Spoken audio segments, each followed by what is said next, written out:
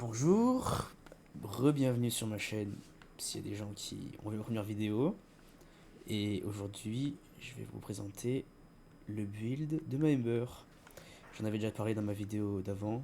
Ça a pris un peu de temps avant que la vidéo sorte parce que il a fallu que je fasse d'abord le build en lui-même parce que il était vraiment mauvais quand j'ai fait la vidéo de Voruna. Vraiment, j'avais presque rien dessus en fait. C'est pour ça que j'ai vraiment dû le prendre de zéro, quoi, tout simplement. Donc, je vais vous présenter ce build qui est sur la Ember. Mon arme principale de mêlée, du coup, c'est le Okina Incarnon. Et mon compagnon, c'est le Dirija. C'est le même que dans la vidéo de Voruna, rien n'a changé. Je le présenterai quand même, mais pour regarder en détail, vous n'avez qu'à aller voir ma vidéo d'avant. C'est un peu chiant à expliquer, voilà. C'est un peu chiant à expliquer. En plus, c'est la deuxième fois que je fais la vidéo parce que la première fois, j'avais mis le son du jeu trop fort, on m'entendait pas. Je parlais, mais on m'entendait pas.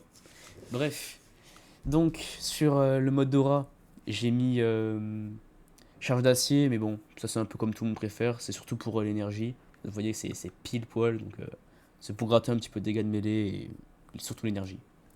Mode Exilus, ben, pour gagner un petit peu de puissance de pouvoir, mais bon, c'est un peu comme vous préférez. Par exemple, sur ma Voruna, moi j'ai celui de vitesse déplacement parce que ça va super vite, du coup c'est un peu marrant.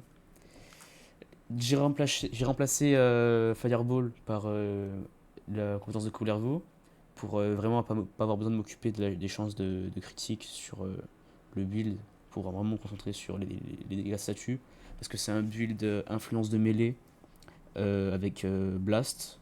Vous verrez, ça fonctionne vraiment bien. Donc vraiment là, on s'est focus sur la puissance de pouvoir, on s'en fiche un peu du reste. Donc, euh, rage aveuglante pour augmenter un maximum la puissance et en baissant l'efficacité, on s'en moque. Précision Intensify pour augmenter les dégâts de Inferno, tout simplement parce que la capacité de Coulervo, ça c'est pas rentable de mettre par exemple le mode Umbra, bah, ça ne permet pas de taper dans une catégorie critique plus haute et mettre Precision Intensify c'est plus utile pour lui parce que ces deux-là ils s'en fichent complètement de la puissance de pouvoir. L'augment de son 4 du coup de Inferno pour redonner des orbes d'énergie pour vraiment aider avec l'énergie parce que vous verrez c'est un build qui en a vraiment besoin de beaucoup. Là c'est l'augment de son 3 qui donne de la 25 points de vie par ennemi touché ou par ennemi touché par sa zone là, ou alors si sa zone si sa vie est au maximum ça rajoute 50 points d'overguard, ce qui est vraiment pas mal parce que du coup ça nous permet d'avoir comme une double protection. L'Overguard, qui, comme le Shield, quand il tombe, donne un petit moment d'invincibilité, plus le Shield en même temps, c'est vraiment bien, ça suffit large pour survivre à peu près n'importe quoi. Courage passager, pareil, pour un peu plus de puissance, parce que la duration, on s'en fout complètement. Equilibrium pour vraiment aider avec toujours l'aspect énergie du build, parce que ça consomme vraiment beaucoup. Et Prime Flow pour passer au-dessus de 500, car j'ai 3 Archon Shard violette de critique. C'est comme la rouge, la violette c'est comme la rouge, sauf que quand on a 500% d'énergie, de 500 points d'énergie, le boost il double. Voilà, donc c'est hyper fort. Donc sur le build des Okina, comme j'ai dit, c'est les Okina Incarnon, hein, bien évidemment. Donc pour la première évolution, je suis parti sur le mini élémentaliste, si vous voulez. Ça donne plus 6% x 5. Donc ça fait un petit plus 30% de dégâts de statut. C'est vraiment pas trop mal. Parce que le premier, il est un peu inutile. C'est pour augmenter le combo quand on affiche un effet de slash. Bon, ça peut être utile, mais pas spécialement. Le 3, je suis parti sur la range. La deuxième évolution, elle est pas mal aussi. Ça fait que quand on range son arme, le combo il se met en pause. C'est pas mal dans des missions où il n'y a pas beaucoup de densité d'ennemis, par exemple, où on doit bouger un peu partout. Ça peut être fort, mais bon, comme moi je joue principalement en cascade et dans le mode sur Lua, ça change, c'est pas trop utile. La movement speed aussi c'est pas mal, mais bon, je se met un peu égal sur ce build, donc voilà. Et enfin, comme on se fiche des chances de critique grâce à la capacité de Coulervo, on peut vraiment partir, se focus sur les chances de statut, parce que comme je dis, c'est un build blast électrique, donc avoir un maximum de chances de statut, c'est vraiment pas mal. Pareil pour ça c'est un hybride des deux, mais du coup, comme je dis, comme on s'en fiche des chances des critiques, vraiment, on peut en partir sur celui-là. Donc, au niveau du build des Okina, comme vous voyez, un très bon pourcentage de chances de statut, juste de base, c'est-à-dire c'est sans l'activation de Whipping Woods, un petit 100, et voilà, blast électricité, avec évidemment le monstre de puissance de mêlée influence. En vrai, vraiment abusé comme c'est trop fort mêlée influence, vraiment. Ça, ça bouge pas de dégâts ni rien, mais c'est un truc de fou, juste comme un effet comme ça change une arme, quoi.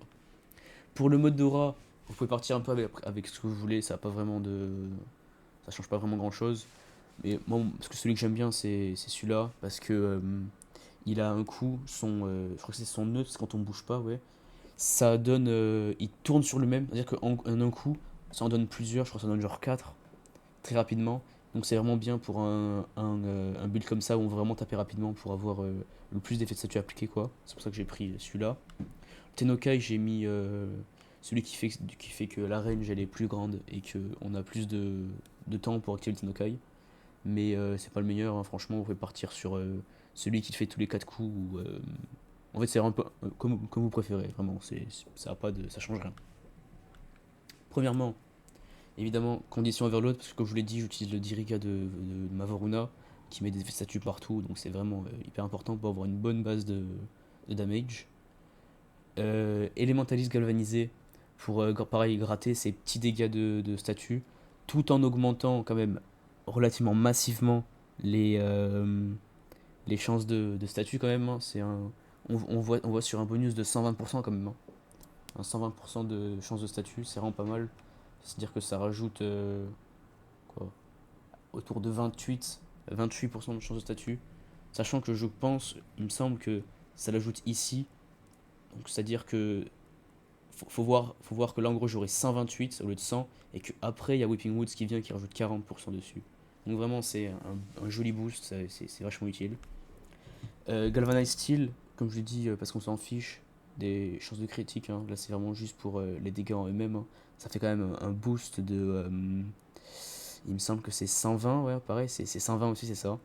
120 de dégâts critiques en plus, c'est vraiment pas mal grâce au shard. En plus, ça fait 10%. Là, je suis en x10. Donc ça veut dire que normalement, je suis en x5.5, un truc comme ça. Et ça rajoute un x5, c'est-à-dire que je passe de x10 à genre x15. C'est vraiment pas mal, quoi. Whipping Wounds, mais nécessaire sur un build de statut comme ça. Les 3 modes 60, donc pour faire le blast et pour faire l'électricité, qui rajoute des. Évidemment, je pars sur les 4, je pars pas sur les 90, mais sur les 60. Je perds des dégâts, mais ça augmente de fou les chances de statut, c'est vraiment très utile. Et enfin, le mode que je dirais que vous pourriez remplacer si vous le voudrez, quoi, le mode qu'on peut changer. Parce que moi, il est temporaire celui-là, je compte mettre un Riven, parce que les Riven de Okina sont quand même, même si elle a que 2, ça vaut quand même le coup, deux de Riven disposition, hein. Ça vaut quand même le coup parce que un Riven qui donne critical damage, donc qui remplacerait celui-là, plus attack speed, parce que c'est ce qui manque dans le build, hein, c'est de la vitesse d'attaque. C'est vraiment énorme parce que un Riven qui ferait ces deux choses-là, sans négatif, hein, juste ces deux choses-là, ça rajouterait déjà, au lieu de plus 90 de damage là, comme actuellement, je crois que ça tourne autour des 160. Donc c'est vraiment une grosse amélioration. Et en plus de ça, la vitesse d'attaque, on est sur du plus 93%, donc ça double presque la vitesse d'attaque, en voyant une grosse amélioration de critical damage. Donc là, sur ce mode-là, à mettre un Riven à la place, il y a quand même beaucoup de DPS à gagner quand même, vraiment beaucoup. Donc voilà, un bon build, mais peut-être vachement amélioré par un Riven à la place de Organ Shatter. Voilà. Et mon Diriga, comme je vous l'ai dit, hein, si ça vous intéresse vraiment que je vous explique, parce qu'il y a une petite synergie avec son arme. Bref, mais si vraiment ça vous intéresse, allez voir ma vidéo de Voruna parce que c'est un peu chiant à expliquer. Bref, du coup, il n'y a rien à changer, hein. Je vous montre comme ça, mettez pause si vous voulez pour voir les modes. Voilà. Voilà, donc maintenant, je vais passer au gameplay du coup, pour que vous voyez un peu la boucle de pouvoir et tout simplement comment il s'en sort, hein, le build en style pass. Bon, évidemment, sans surprise, il n'y a aucun problème pour s'en sortir, hein. C'est assez fort. D'ailleurs, il y a une petite, bon, vous le savez sûrement si vous êtes sur cette vidéo, du coup j'imagine, mais il y a une petite astuce pour augmenter son niveau d'immolation, du coup avec son 2, c'est de spammer quand il n'y a pas d'ennemis en vue, son 4, pour augmenter au maximum la jauge, parce que la jauge on veut qu'elle soit au maximum à 90%, pour tout le temps avoir cette réduction de dégâts, plus l'armor strip à 200%. C'est comme ça que ça fonctionne, hein. C'est plus la jauge est grande, plus les pouvoirs sont efficaces, si vous voulez. Donc, voilà. Comme le voir, j'ai la jauge jusqu'à 50% minimum. J'active ça, ça la fait augmenter sans utiliser d'énergie, tout simplement parce que j'ai pas d'ennemis sur l'écran, quoi. Et voilà, c'est ça l'astuce pour tout le temps avoir au maximum de jauge. C'est hyper utile. Vraiment, je pense que sans cet exploit, cette petite astuce, c'est vraiment beaucoup plus dur de jouer Ember, hein. C'est un perso qui serait compliqué à jouer. Et j'espère que, moi je pense surtout que c'est voulu, et j'espère qu'ils le retireront jamais du jeu, parce que sinon c'est compliqué. Et par rapport à mon build Voruna, c'est un build où il y a quand même moins de dégâts, même si vous voyez que des fois on tape quand même les millions, hein. Ça arrive ça grâce au Diriga. Mais voilà, c'est un build on tourne plus autour des 500, des fois beaucoup moins, ça, hein, parce que ça dépend vraiment des effets statuts qu'il y a sur les ennemis, quoi. Là des fois on voit du 24. Mais bon, c'est vraiment un build qui a un aspect plus comment dire, plus AOE, quoi, plus gros groupe d'ennemis pour les destroy le plus possible. Et vraiment ça fait un très bon taf, hein, avec le Incarnon, parce que c'est vraiment fort pour ce genre de build, parce que le Incarnon ça fait apparaître des espèces de petites dagues qui appliquent du coup les effets de blast, plus qui peuvent ralentir des fois les ennemis, parce que j'ai beaucoup de chances de statut, du coup ça peut appliquer les deux en même temps. Et c'est vraiment fort pour un build blast comme ça, parce que du coup c'est comme si on donnait plusieurs coups à la fois, quoi. Parce que chaque aiguille va mettre son statut de blast, plus les autres derrière, plus moi qui tape et qui les met partout avec mêlée influence, quoi. C'est ça qui fait que c'est vraiment pas mal. Et bon, comme vous pouvez le voir, il n'y a aucun problème, hein, pour faire le style pass. Vraiment, ça se fait tout seul. Évidemment, je vous montrerai aussi ce que ça donne avec déjà contre le Stalker en premier, hein. Vous verrez que ce sera pas long feu. Et aussi contre les Trax, pareil, hein. Ils donnent pas cher de leur peau, franchement. Et aussi, je tenais à vous remercier quand même pour les retours sur ma première vidéo. Voilà, je suis plutôt content quand même, il y a plein de gens qui m'ont répondu. Et du coup, si la personne en question repasse par là, merci beaucoup pour la suggestion de classe Inairu sur la classe de focus, parce qu'effectivement, la compétence pour Armor Strip sur ma Voruna, ben, j'ai regardé du coup quand même, hein, parce que je vais voir, et c'est vrai que c'est vraiment très bien, quoi, pour Armor Strip. Peut-être qu'un jour j'essaierai de faire de voir jusqu'où je peux aller avec Voruna en level cap, peut-être. Et voilà. Et voilà, bref, je voulais vraiment vous remercier pour la première vidéo. Et j'espère que celle-là vous plaira aussi. Et si je fais une prochaine vidéo, la prochaine vidéo que je ferai, ce serait un build sur Excalibur, qui est devenu vraiment bon depuis la dernière mise à jour des rework des armes exaltées. Mais je suis un peu deg parce que vraiment les 10 premières minutes de la mise à jour, j'ai vu qu'il y avait vraiment un truc à faire avec Excalibur et Blast électricité, parce que son arme elle est vraiment très forte là, son arme exaltée en build à peu près le même build que celui-là, quoi, en mode Blast et influence. Et j'ai attendu quelques jours parce que mon build d'Excalibur était vraiment mauvais, quoi. Et au moment où je commençais un peu à m'y mettre, quoi, j'ai vu tous les youtubeurs américains et tout faire des vidéos, j'avais trop le seum. Je l'avais trouvé tout début, ils m'ont tous doublé. Du coup, je suis un peu deg. Parce que moi, comme je suis pas loin dans le jeu, quoi, je suis pas très avancé dans le jeu. il faut vachement que je fasse... genre dès que je veux faire une vidéo comme là par exemple, je dois faire le build avant de faire la vidéo quoi. Parce que eux, comment dire, ils ont leur build prêt quoi déjà. Et ils ont juste à les changer pour faire une vidéo etc. Moi à ce point je dois tout refaire pour faire une vidéo. Forcément je me suis doublé. Donc oui, la prochaine vidéo à faire ce serait voilà, un build d'Excalibur. Et juste après les boss là, j'arrêterai les boss, les tracks. La vidéo sera finie. Vous allez voir, hein, vraiment ça s'en occupe sans aucun problème, pas le moindre.